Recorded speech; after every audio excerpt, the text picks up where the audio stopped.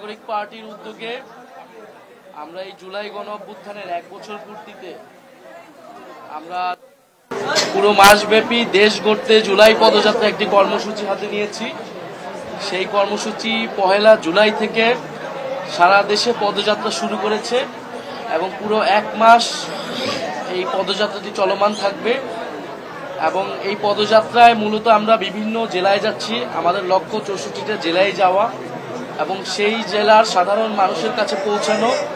সাধারণ মানুষ যে এই বর্তমান সময়ে যে সমস্যাগুলো নিয়ে তারা দুঃখ দুর্দশায় জর্জরিত এবং এই 24 গণ অভ্যুত্থানে তাদের যে প্রত্যাশা ছিল, আমাদের যে শহীদদের মর্যাদা, শহীদদের যে আকাঙ্ক্ষা ছিল, তার কতটুকু বাস্তবায়ন হলো, কেন হলো না এবং কিভাবে সেটা আমরা একত্রে করতে পারি, মূলত জনমানুষের সাথে সেই সংলাপ এবং জন্য এই পদযাত্রা। এবং এই পদযাত্রার মধ্য দিয়ে আমরা যেই জেলায় যাচ্ছি, যেই স্থানে যাচ্ছি, সেইখানের ঐতিহ্যবাহী স্থান, গুরুত্বপূর্ণ জায়গা, মসজিদ, মাদ্রাসা, আমরা সব জায়গায় আমরা সেখানে সাক্ষাৎ করছি, ভিজিট করছি।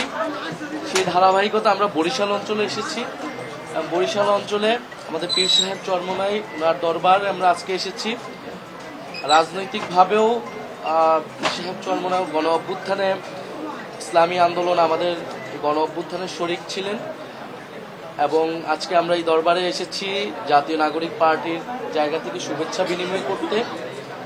এবং এই দরবার বাংলাদেশে এবং পীর সাহেব চরমোনাইর পরিবার ইসলাম প্রচারে পুরো বাংলাদেশ এবং বরিশাল অঞ্চলে যে গুরুত্বপূর্ণ ভূমিকা রেখেছে, এটা আমরা সকলেই জানি।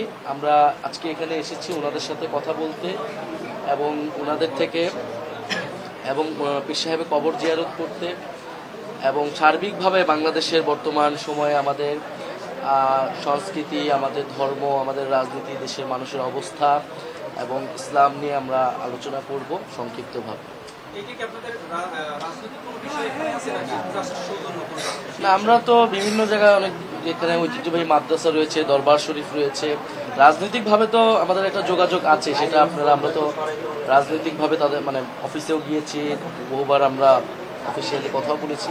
আজকে মূলত সামাজিক, সাংস্কৃতিক এবং ধর্মীয় জায়গা থেকে আমরা ঐতিহ্যবাহী বিভিন্ন জায়গায় মসজিদ, মন্দির, মাদ্রাসা, দরবার শরীফে যাচ্ছি। সেই জায়গা থেকে আজকে আমরা এখানে এসেছি।